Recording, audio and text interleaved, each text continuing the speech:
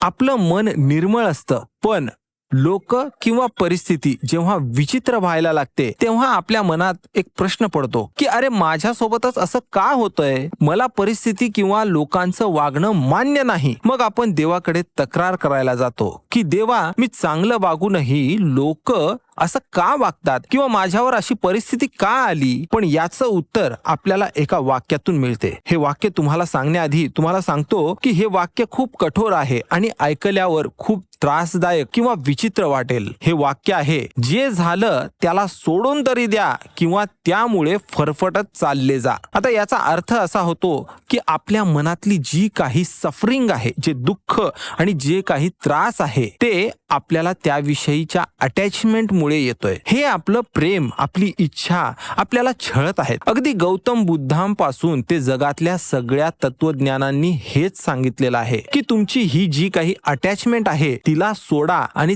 तरच तुमच्या आयुष्यातलं खरं सुख काय ते तुम्हाला कळेल. आणि जर नाही सोडली तर त्या गोष्टी मागेच फरफटत जाल.